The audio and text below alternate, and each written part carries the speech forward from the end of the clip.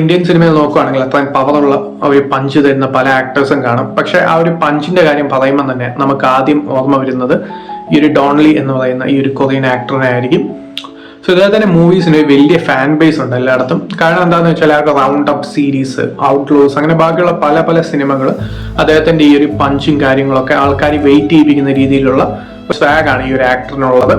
Holy night demon hunters എന്ന് പറയുന്ന ഈ ഒരു സിനിമ കൂടുതലും റിലേ ചെയ്തിരിക്കുന്നത് ഇദ്ദേഹത്തിന്റെ സ്ക്രീൻ പ്രസൻസിൽ തന്നെയാണ്. കാരണം ഈ ഒരു സിനിമ പറയുന്നത് ആ ഒരു സാത്താൻ വർഷിപ്പിംഗ് സെന്റേഴ്സും പിന്നെ ഈ ഒരു നായകന്റെ ഡീമോൺ ഹണ്ടേഴ്സ് ആയിട്ടുള്ള ആ ഒരു ടീമും തമ്മിലുള്ള സംഭവങ്ങളാണ്. കൂടുതലും ഈ ഒരു സിനിമ ഫോക്കസ് ചെയ്യുന്നത് എക്സോസിസംസ് ഒക്കെയാണ്.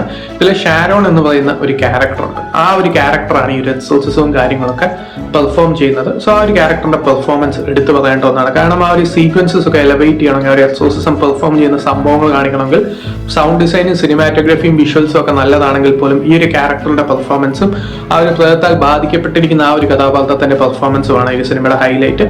ലോജിക്ക് എവിടെയും ഇല്ല എന്നുള്ളത് സിനിമയുടെ പ്രശ്നം തന്നെയാണ്. കാരണം ഈ ഒരു സിനിമ കണ്ടുകൊണ്ടിരിക്കുമ്പോൾ നമ്മളിങ്ങനെ ആലോചിച്ചിട്ട് പിന്നെ ഇതിനാണ് ഇത്രയും കഷ്ടപ്പെട്ടത് എന്നുള്ള രീതിയിൽ നമ്മൾ ചിന്തിക്കുന്ന രീതിയിലുള്ള ക്ലൈമാക്സ് ഒക്കെ ഈ ഒരു സിനിമ തരുന്നുണ്ട് എന്നുള്ളത് ഈ ഒരു സിനിമയുടെ നെഗറ്റീവാണ്. സോ താല്പര്യമുള്ളവർക്ക് കണ്ടു നോക്കാം. ഇതിപ്പോൾ ആമസോൺ പ്രൈം വീഡിയോയിൽ അവൈലബിൾ ആണ്.